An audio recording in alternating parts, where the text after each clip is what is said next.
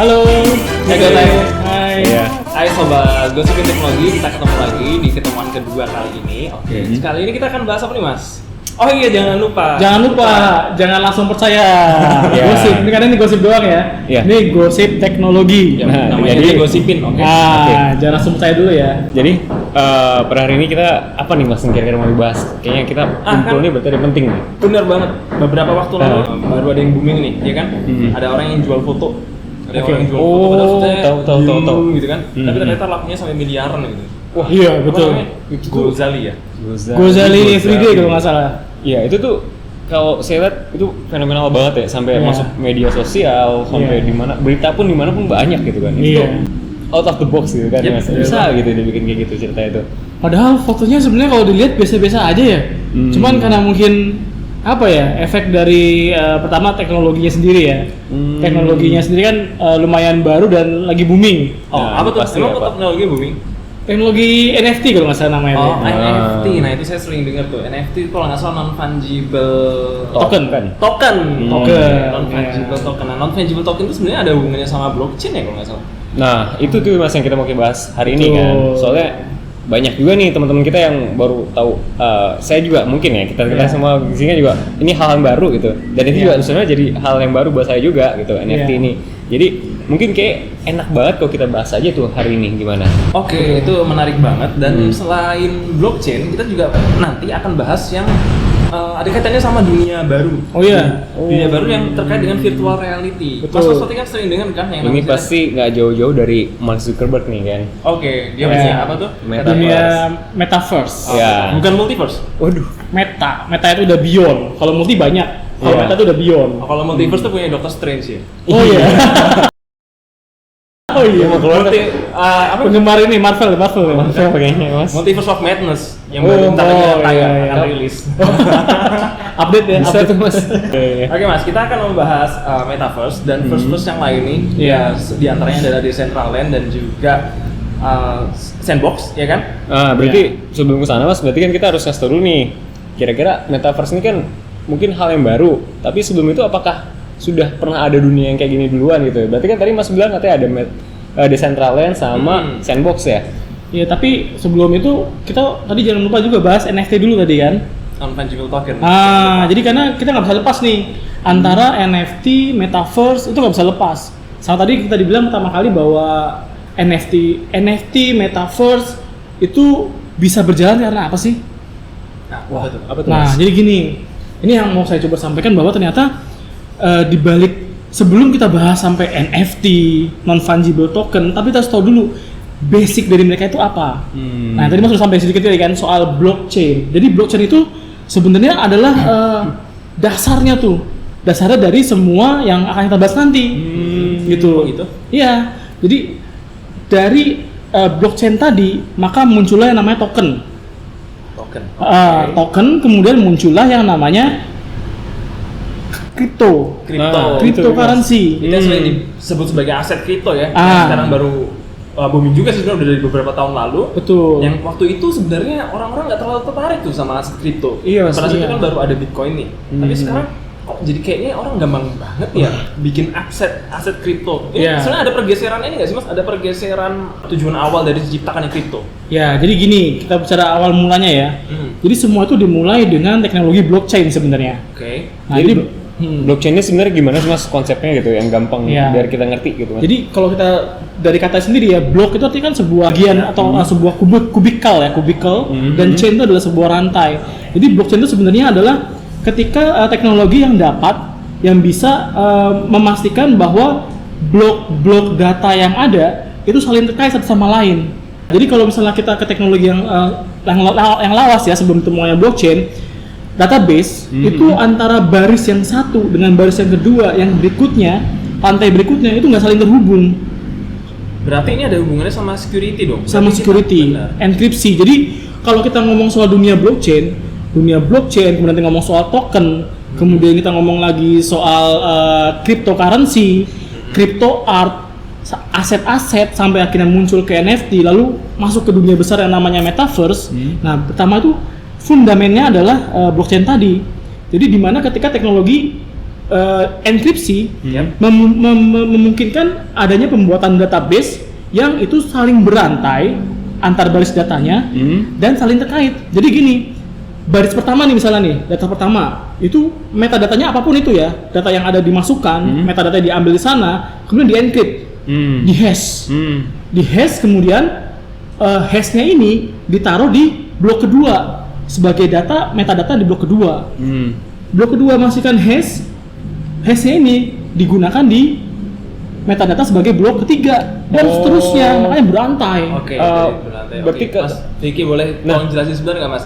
Tadi kan Mas Bagas ada nyebutin metadata nih. Mungkin ada sebagian dari pendengar kita yang belum terlalu ngerti. Sebenarnya metadata itu apa sih Mas? Nah, metadata ini kalau mungkin gampangnya gini kali ya. Kalau misalnya tadi saya yang tangkap dari Mas Bagas, terus saya juga baca beberapa artikel kali ya. Nah, itu kayak sebenarnya gampangnya ini contohnya kayak misalkan sebuah perkumpulan gitu, kayak kita bertiga gitu kan. Kita nih mau bikin sebuah currency baru gitu, atau nilai mata tukar yang baru gitu. Nah, sebenarnya kalau metadata sendiri tuh contoh kalau gambar, misalkan kalau saya fokus ke metadata dulu, misalkan sebuah gambar, metadata dari sebuah gambar nih apa sih? Contohnya kayak tanggal diambilnya, terus kamera apa yang digunakan. Nah, itu contohnya kayak detail dari sebuah barang. Nah, kalau metadata dalam currency misalnya kayak tadi kita kumpul bertiga, kita mau bikin currency baru. Mungkin Mas Bagas kita bikin koin A gitu ibaratnya. Nah, koin A ini Mas Bagas ciptakan itu pada tanggal berapa, terus nominalnya berapa, transaksinya apa, ya terus nomor serinya juga mungkin di situ kan. Nah, tadi yang saya tangkap dari Mas Bagas tuh masing-masing ini saling terhubung, saling ada masing-masing blok dia pakai hashing, model hashing semua. Berarti mungkin modelnya kayak gini kali ya Mas ya. Misalnya kita punya satu buku bersama sama kita punya buku catatan masing-masing. Jadi koin A tadi kita catat di buku kita masing-masing sama di buku bersama kan.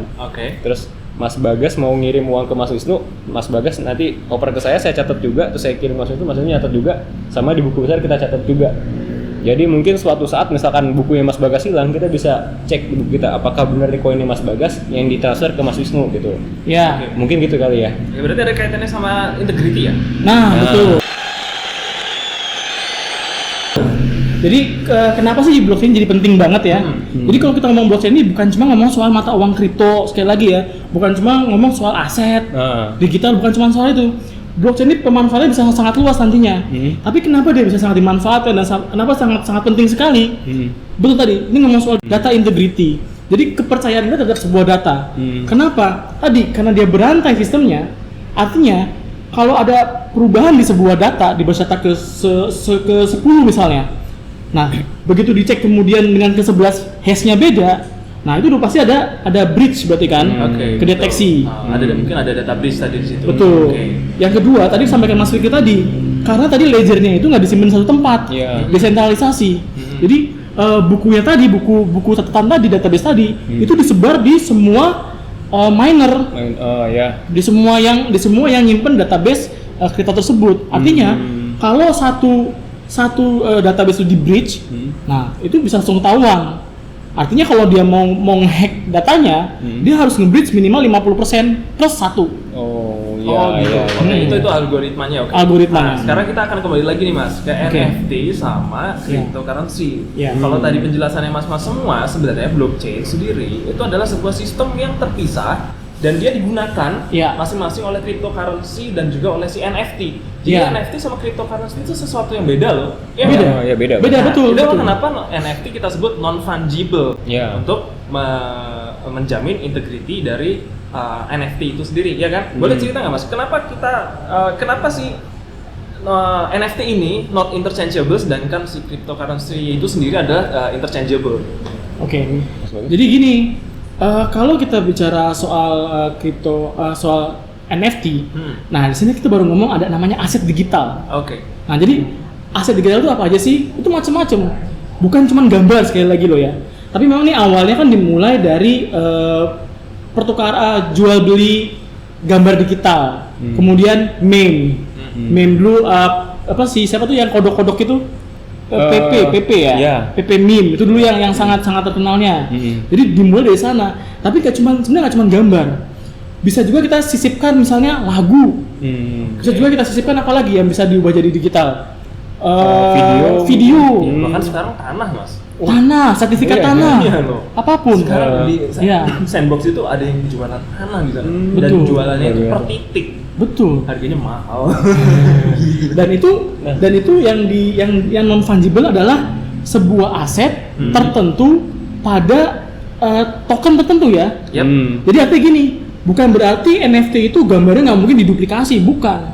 Jadi bisa aja misalnya Mas Fikri bikin sebuah lagu nih, saya taruh di sebuah titik token tertentu, address tertentu. Nah, Mas Wisnu bisa juga lagu yang sama ditaruh di tempat tertentu. Tapi aset digital pada sebuah address itu sangat spesifik. Itu yang dijaga, itu nggak bisa berubah. Nah, kalau misal aset tersebut kemudian diperjualbelikan di titik tersebut, rekornya itu nggak akan hilang. Oh iya. Tapi tetap bisa diduplikasi. Cuman duplikat di titik address yang spesifik cuma ada satu. Oke, berarti Itu kita non-fungible. ngomong di sini ada sifat uniqueness dari NFT tadi, tapi sebenarnya apapun itu yang dijual aset tadi, aset digital melalui first tadi, itu bisa kita track down. Bisa. Sampai Bisa. ke Ledgernya. asalnya, sampai Sampai ke ke ledgernya, asal. oke? Betul, iya. Dan ini sebenarnya adalah salah satu hal yang harus kita simpan kalau kita mau suatu saat men-track down aset digital milik seseorang yang kadang harganya tuh kan sampai nggak masuk akal ya. Itu bisa jadi alat atau tempat orang buat cuci uang, ya nggak sih, Mas? Nah, itu Mas menarik nih Mas. Kalau misalkan masalah NFT ini dikaitkan dengan investasi gitu kan. Mulai investasi. Ini nih kita perlu gali juga nih Mas. Bagaimana kenapa sih kok NFT ini bisa jadiin alat untuk investasi gitu kan? Kayak kita mau beli rumah gitu Mas. Ya. Pertama kita cari dulu pengembangnya.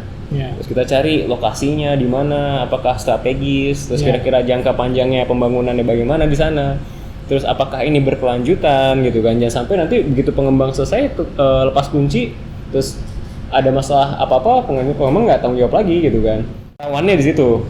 Terus tadi kaitannya juga mungkin bisa jadi tempat pencuci uang nih Mas. Waduh, tuh kalau udah cuci uang tuh udah susah tuh kalau di NFT ternyata kayaknya tuh.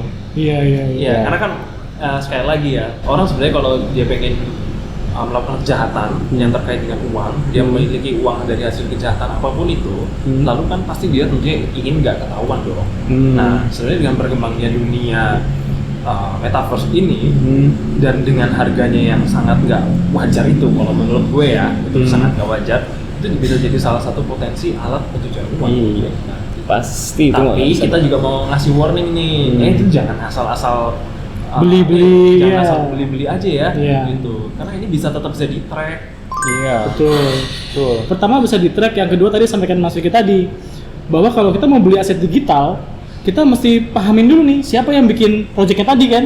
Terus project ini worth it nggak sih ke depannya? Nah, ini menarik nih Mas. Soalnya kan kayak sekarang fenomena baik banget nih Mas. Koin-koin baru ya? Koin-koin baru dibuat oleh selebritas gitu kan. Iya. Terus tiba-tiba dalam waktu berapa puluh detik habis gitu kan. Iya. Sampai miliaran jumlahnya. Bener. Nah, kalau menurut mas-mas kalian nih kan, itu gimana sih gitu menanggapi fenomena ini gitu kan? Kalau saya, kalau kita mau beli, ini kalau kita ngomong kita bedain ya antara cryptocurrency sama NFT ya, aset digital. Jadi kalau kita ngomong soal cryptocurrency, kita mesti juga tadi yang disampaikan Mas Vicky tadi, sebenarnya yang nerbitin siapa? Terus dia metode projectnya itu apa sih yang mau disampaikan, apa yang mau diciptakan? Dia punya aset, dia di balik itu dia punya underlying apa enggak? Jadi contoh gini, misalnya Ethereum. Ethereum dia menawarkan sebuah kontrak sistem yang baru, berbeda daripada Bitcoin. Nah makanya begitu Ethereum dikembangkan, awalnya memang orang nggak percaya, tapi begitu dicoba ternyata lebih efisien, lebih cepat daripada Bitcoin dan lebih ramah lingkungan. Akhirnya itu worth it, itu project yang worth it. Tapi misalnya gini, ada lagi mata uang pom-pom lah, mata uang pom-pom dulu. Ingat nggak Dogecoin? Iya. Dogecoin itu yang dipom-pom sama siapa? Elon Musk ya. Nah, kita mungkin belum tahu project apa yang dibawa Dogecoin ini, kecuali bahwa dia membawa sebuah meme namanya Doge gitu kan. Maksudnya apakah itu yang membuat dia berharga gitu. Untuk itu mungkin kita butuh satu episode khusus Iya. nanti untuk bahas itu lebih jauh lagi, Betul, karena betul. itu akan perlu pendalaman lebih lanjut lagi ya. Iya. Nah, kita kayaknya balik lagi ke yang basic-basic dulu nih Mas. Oke. Kita mau nerangin tentang virtual reality dulu. Sebenarnya kan Decentraland Sandbox atau Metaverse itu kan adalah bagian dari virtual reality, ya nggak Mas? Oke. Benar kan? Betul. Nah, Saat ini ya. Ya untuk saat ini, ya Ya. kan? Nah, terus sebenarnya padahal dari dulu itu sudah banyak loh game-game Ya, betul. yang sifatnya itu ya virtual reality juga. Iya. Contohnya ya kayak GTA gitu kan, atau PUBG Iya. atau game-game lain yang mirip-mirip seperti itu. Nah, boleh cerita nggak bedanya apa sih sebenarnya game-game tadi sama dengan Metaverse atau Decentraland atau Sandbox ini sendiri? Apa sih yang beda itu? Mungkin bahas dari itu dulu tadi maksudnya perbedaan virtual reality sama augmented reality tadi ya. Oke Mas, boleh cerita. Karena kan kalau virtual reality ini mungkin kayak kita sebagai manusia gitu, sebagai entitas gitu yang masuk ke dalam dunia game ya tadi, mungkin dengan kamera kacamata VR, terus dengan alat bantu lain kayak apa namanya? Lupa saya. Ya Iya, mungkin yang sarung tangan dan lain Oculus sebagainya, Oculus, ya, gitu kan. Oculus, ya, oke. Terus mungkin seperti itu ya. Tapi kalau misalkan augmented reality kan game itu atau karakter itu yang ada yang masuk ke Ada dunia di kita. nyata kita. Oke. Kita mungkin pakai bantuan kamera, pakai bantuan apa, jadi Contohnya memunculkan. Pokemon ya. Ya, Contoh itu, Pokemon contoh Go. gampangnya Pokemon Go tuh, Mas. Oke. Ya. Jadi kalau kita ngomong soal metaverse ini sebenarnya sebuah dunia yang besar. Jadi ini sebuah istilah yang sangat luas dan sangat besar. Kalau metanya itu sendiri itu sebenarnya brandnya si Facebook. Ya. Tapi Oke. kalau kita ngomong soal metaverse itu ada dunia besarnya, Mas.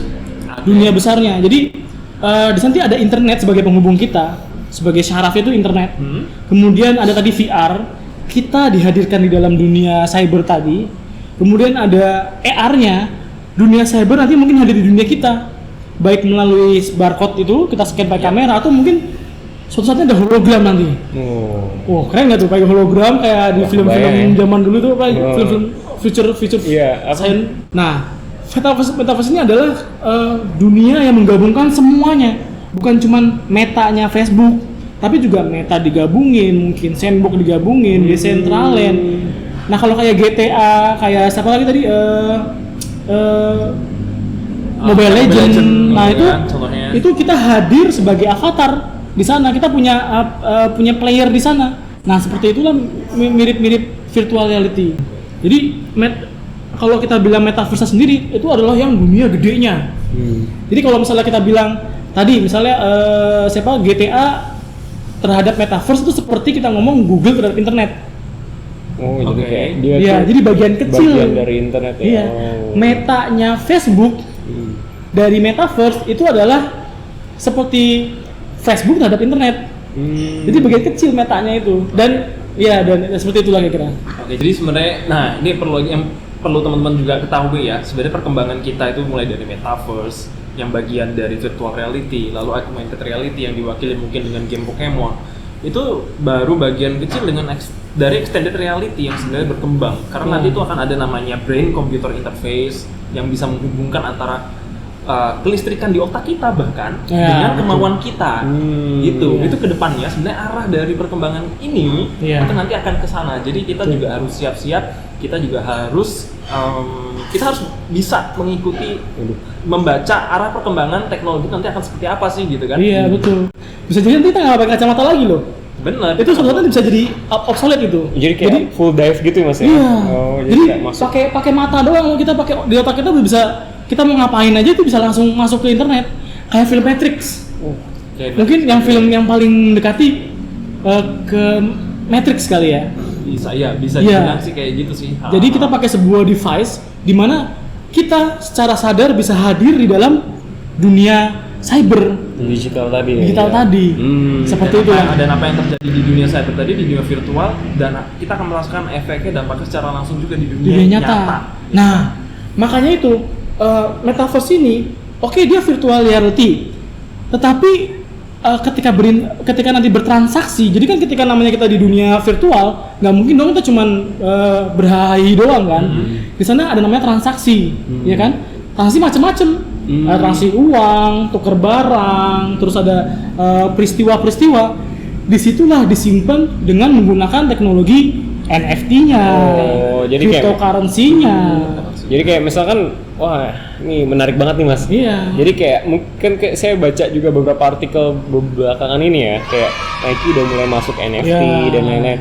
Berarti ini nanti tujuannya adalah kita bisa beli barang untuk kita pakai di avatar kita waktu di dunia digital tadi ya. Iya, jadi perwakilan kita di dunia digital nanti itu udah kayak kita. Kita bisa pakai jam apa nih? Jam Apple mungkin, pakai topi Adidas mungkin. Yang belinya pakai uang nyata. Berarti nanti ini ada pergeseran juga ya. Maksudnya nilai yang tadi mungkin uang ditukar dengan barang real gitu. Iya. Ya ini udah mulai masuk ya ke NFT tadi ya. Jadi uang ini nanti ditukar dengan barang digital, aset digital. Nah, kalau kita udah ngomongin semua barang akan mengarah ke menjadi aset digital, berarti yang saya baca ini adalah sebenarnya extensive amount of our sensitive data is gonna be sent into our virtual reality. Extensive data, apapun itu. Bahkan sekarang bank-bank sudah mulai bisik-bisik nih, mereka katanya mau bikin bank digital juga. Betul. Ya, virtual reality tadi, ya kan? Itu konsekuensinya. Nah, itu kan akan membawa resiko sebenarnya, ya kan? Betul. Ya. Selama ini, cyber threat atau cyber security itu selalu diancam dengan berbagai jenis serangan, gitu kan? Nah, dengan berkembangnya dunia virtual reality ini secara langsung ataupun nggak langsung itu juga akan menarik para attacker akan melakukan cyber attack mengembangkan bentuk serangannya. Betul. Kira-kira gimana mas? Mau nanggapin ini? Saya setuju juga kalau misalkan dibilang cyber attacker atau serangan-serangan kejahatan nanti ya gitu, tindak kejahatan ini bakal terus berkembang, berubah. Karena ada sebuah teori namanya asosiasi diferensial, asosiatif diferensial. Kalau saya nggak salah ya, itu dari Sutherland, yang penciptakannya Sutherland tahun 1943 kalau saya nggak salah. Tapi saya takut salah nyebut tanggal. Ya kan gosip. Ya. Jadi jangan percaya dulu. Tapi kalau saya nggak salah ini asosiasi diferensial. Jadi yang mengatakan bahwa kejahatan ini berkembang mengikuti atau dia mengalami proses belajar dari lingkungan gitu. Kalau misalkan nanti memang awal kita mungkin masih konvensional pembayaran terus itu baru ada mungkin pencuriannya masih pencurian biasa aja gitu, kayak ngambil copet, ngambil dompet dan lain-lain gitu. Nanti kalau misalkan kita bergerak nih kan mulai digital, mulai pakai kartu gitu, kartu kredit tap, nanti yang diambil mungkin namanya carding, jadi dia swipe kartu dan lain-lain. Nanti kalau udah NFT atau sudah kripto, nah ini ada lagi nih mas menarik. Nanti itu sebagai contoh ada beberapa waktu lalu ini kejadian masih baru sih, itu dia namanya SIM card swapping. Jadi ini menarik nih mas. Jadi SIM card swapping ini, misalkan saya punya sebuah kripto gitu mas, saya simpan di, jadi kripto sendiri itu kan ada dua wallet kan, ada hot wallet sama cold wallet. Nah cold wallet ini kita bisa nyimpan di satu device dan itu tidak terhubung atau terkoneksi dengan internet. Nah yang bahaya ini adalah di hot wallet karena hot wallet ini bisa diakses melalui internet. Nah, SIM card swapping ini mas, itu tuh ini sebuah kelemahan atau drawbacks dari adanya two factor authentication atau 2FA gitu kan. Yang dulu kalau misalkan mas mau login harus daftar nomor telepon dulu, nanti dikirim SMS, masukin kode uniknya, baru bisa login. Nah itu tuh ternyata yang dulu dikira itu adalah sebuah sistem yang aman, sekarang tuh menjadi sistem yang sudah nggak aman lagi. Karena kelemahannya itu di mana sih mas? Sebenarnya bukan di sistemnya. Kalau ya belajar dari SIM card swapping ini, yang kelemahan itu ada di manusianya. Jadi ada di awareness orangnya emang. Nah kelemahannya itu adalah di operator dari provider kartu yang dipunya sama si korban. Contoh saya sebagai attacker gitu, saya mau nyerang Mas Bagas. Saya cari tahu dulu Mas Bagas, saya pakai social engineering. Saya cari tahu tempat tanggal lahir, nomor kartunya, sampai alamat, mungkin sampai nama ibu gitu. Nah, saya pura-pura lah, saya nelfon si provider. Saya kehilangan kartu bla bla bla bla, ini nomor KTP saya, ini saya, terus akhirnya dia percaya nih. Ya itu kan berarti dia lemahnya di situ titiknya. Nah, kita bisa minta tolong kartu baru. Ya. Akhirnya saya punya SIM card yang isinya nomornya Mas Bagas. Saya tinggal login lah, tek. So ganti semua. Kirim, tinggal saya ambil uangnya. Itu. Berarti itu artinya semua data, semua bentuk autentikasi, even yang sifatnya datanya sangat private, kayak nama ibu kandung atau tempat tanggal lahir itu udah biasa kali ya. Itu sekarang akan selalu bertabrakan dengan yang namanya awareness. Awareness dari kita sebagai user sendiri. Betul. Even dengan adanya teknologi blockchain tadi yang Mas Bagas sudah cerita, sebenarnya adalah salah satu bentuk sekuritas yang aman untuk saat ini untuk menjamin integritas dari sebuah data. Kalau kita udah bertabrakan dengan awareness yang rendah, hacker itu bisa menggunakan berbagai teknik seperti social engineering atau phishing atau apapun malware yang mereka kirim mungkin untuk akhirnya bisa memperoleh data tentang kita yang bisa digunakan untuk menyerang kita. Bisa banget gitu Mas. Jadi sebenarnya rantai paling lemah dari sistem cyber ini ya, di dunia cyber ya, rantai terlemah itu adalah manusia sebenarnya. Nah, setuju saya. Jadi bagaimanapun mau sekuat apapun sistemnya, mau sekuat apapun algoritmanya, enkripsinya, manusia yang paling lemah. Nah, sebenarnya disebutkan ya bahwa serangan yang paling tua, tapi paling efektif itu biasanya ada social engineering. Ya, sama yang kedua itu namanya phishing. Phishing itu sebenarnya udah tua banget, udah banyak banget aplikasi yang bisa deteksi phishing. Tapi bahkan saya sendiri pun yang sudah aware, misalnya sudah berusaha untuk aware, itu bisa dengan gampang ditipu. Ya, karena sekali lagi ini berhubungan dengan kemampuan para attacker ini memanfaatkan kelemahan kita sebagai manusia. Ini jangan-jangan udah sering ketipu nih Mas Bagas nih. Sering banget jadi di sini memang selain untuk bisa meningkatkan security, jadi selain juga kita meningkatkan kemampuan dari aplikasi anti attacker kita, misalnya antivirus kita perbaiki, kita perkuat, anti malware kita tambahkan, juga pengetahuan dan kesadaran kita sebagai user. Bagaimana kita membuat password, menaruh file-file penting di dunia cyber. Itu sangat penting. Nah, tadi juga yang menarik dari yang sampaikan Mas Diki tadi adalah sebenarnya adalah pencurian identitas itu sangat bahaya sekali nanti. Dan nanti di dunia cyber bayangin ya, karena avatarnya ini semua serba digital, serba elektronik semua. Bayangin kalau sebuah avatar dicuri orang, sebuah identitas dicuri orang, kemudian avatar itu digunakan untuk melakukan sebuah kejahatan. Benar banget Mas. Itu tadi sebenarnya karena dengan adanya teknologi ini, dengan adanya multiverse virtual reality tadi. Nggak sabar menonton nih Mas. Iya dong, kan pengikut setianya Mas. Jadi kalau kita bisa bilang gampangnya easy peasy method to identify cyber criminals. Dengan adanya avatar ini malah sebenarnya makin susah buat kita mengidentifikasi si cyber criminals. Nah, kita udah bicara sedikit terkait potensi atau risiko yang ada dengan berkembangnya dunia metaverse tadi, Decentraland ataupun sandbox. Kita harus tahu juga nih sebenarnya sebagai pengguna internet cara memitigasi resiko-resiko yang tadi sudah kita sebutin, hanya sedikit dari banyak resiko yang ada. Nah, beberapa protokol kita sebagai user dapat kita gunakan nih, cyber security protokol yang bisa kita terapkan untuk yang level yang paling rendah aja sih, karena kita sebagai pengguna internet awam gitu ibaratnya. Kita bisa punya apa Mas contohnya seperti VPN misalnya, gunakan VPN atau mungkin kita bisa pakai proxy gitu kan, atau mungkin apa lagi Mas yang sistem yang gampang. Jadi yang pertama saya ingat adalah kita harus ingat bahwa di dalam dunia cyber ini kitalah yang terlemah, itu nomor satu dulu. Jadi tahu bahwa kita yang lemah nih. Artinya apa? Yang bisa kita lakukan adalah kita meningkatkan kesadaran dan pengetahuan dulu. Awareness kita. Itu ya. Jadi ketika kita membuat password misalnya, tolong banget jangan buat password dari tanggal lahir. Ya, kebiasaan tuh kan kayak apalagi tanggal lahirnya Lydia. Tanggal lahir Lydia, udah kayak tayangan terus kemarin ya. Tayangan pedot. Yang kedua, hati-hati main medsos. Jadi oke lah kita buat misalnya namanya passwordnya bukan tanggal lahir kita. Misalnya nama anak kita misalnya. Tapi kita taruh nama anak kita di medsos kita, nama lengkapnya. Apalagi itu Mas nama ibu kan. Nama ibu kita. Coba kan misalkan saya kemarin nih Mas, gua mau nelfon kan sebuah bank gitu, mau komplain bla bla bla. Yang tanya kan nama ibu Mas. Kalau misalkan ada orang yang tahu nama ibu kita, dia tahu nomor kartu kita, selesai lah kita itu kan. Betul. Makanya main medsos hati-hati.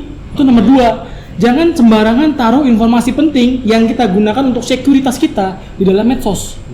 Itu yang kedua. Yang ketiga, uniform is dangerous. Artinya apa? Seragam itu kadang berbahaya. Artinya gimana? Attacker cuman bisa mereka menggunakan seragam polisi ya, atau seragam gini, katakanlah gini. Ada orang di jalanan nih, dia bukan siapa-siapa. Terus dia pakai seragam misalnya dinas kebersihan atau dinas jalan raya, pura-pura bersihin jalan. Kita akan percaya bahwa itu mereka legit. Artinya apa? Ketika ada orang mengaku saya dari bank, saya polisi, saya dari officer ini, be careful. Ini menarik ya. Dulu kan kalau dulu kan modelnya ada telepon, saya dari ini. Set, kalau sekarang modelnya mungkin by email atau by yang lain gitu atau bagaimana gitu. Hati-hati sama orang yang mengaku dari sesuatu yang legal, yang menggunakan uniform, entah itu atasan kita kah, entah itu dari polisi kah. Kita harus aware apakah kita benar ada sesuatu yang terkait dengan mereka, gitu. Karena itu, ya. Atau bahkan ada sebuah eksperimen yang saya sangat menarik ya, ini termasuk social engineering. Mereka membuktikan bahwa tangga itu sangat berguna.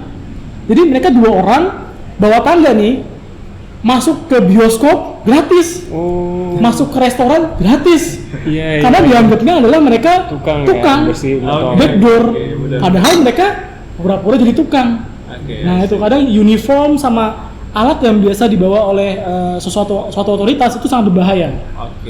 Berarti di sini kita kembali lagi ya. Berarti 2 hal itu tadi, social engineering dan phishing itu tetap akan selalu menjadi celah. Ya akan selalu menjadi celah, dan jadi key-nya akan kembali lagi nih sebenarnya awareness. Jadi awareness dari sobat Gotex kalian itu yang harus kalian tingkatkan. Oke, mau secanggih apapun teknik autentikasi yang kalian pakai, mau pakai 2FA, mau pakai multifactor, oke.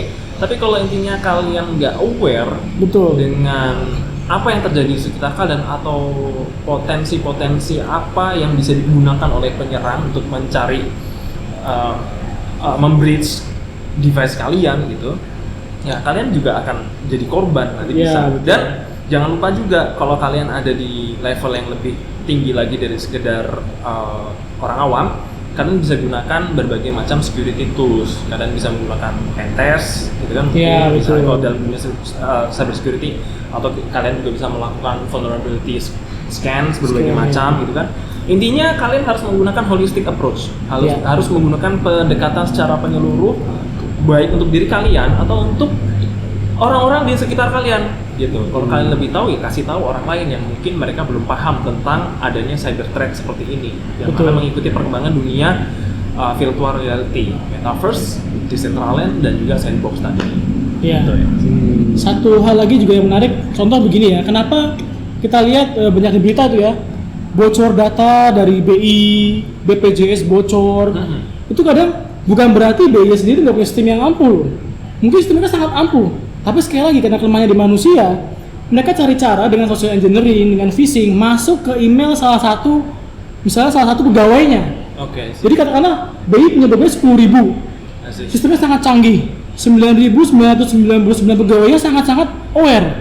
Satu orang aja lalai, buka email phishing, diklik bait-nya, itu bisa membreach sebuah sistem ya Mas ya? Bisa Mas, karena ya itu kan biasanya dia terkoneksi ya, apalagi sebuah user. Nah ini juga kaitannya nanti sama mitigasi resikonya, yaitu dengan cara, jadi dia memberikan akses terbatas untuk masing-masing karyawannya gitu. Jadi hanya orang-orang tertentu aja yang bisa dapat ini otorisasinya gitu Mas, ibaratnya. Itu salah satu mitigasinya untuk masalah tersebut. Tapi memang bahayanya di situ tadi Mas, karena salah satu miss mungkin bisa menginfeksi temannya yang infeksi temannya lagi, dan akhirnya semua sistem kena.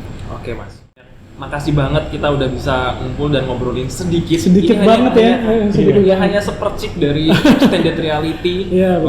Jadi kita baru ngomongin virtual reality yang diwakili oleh Metaverse, Decentraland, dan Sandbox. Tadi kita ngomongin sebenarnya blockchain itu tuh sebenarnya ada di mana sih, blockchain itu apa dan penggunaannya apa. Jadi intinya adalah virtual reality dan augmented reality itu bisa membantu memang perkembangan dunia kita itu lewat berbagai cara gitu kan. Tapi apa yang diinginkan dari perkembangan teknologi ini itu bisa sepenuhnya gagal kalau awareness kita sebagai user itu ternyata rendah. Perkembangannya itu akan gagal, justru kita hanya akan memberikan tempat Baru. panen baru Nah. bagi cyber attacker. Karena juga ini mas saya nambahin lagi nih Boleh, jadinya. boleh. Sampai kesimpulan. Iya. Menurut data dari International Telecommunication Union, nah dia ini badan yang membawahi mengawasi ini lah perkembangan dunia digital dan internet gitu. Di bawahnya UN, United Nations, di bawah PBB ya kalau.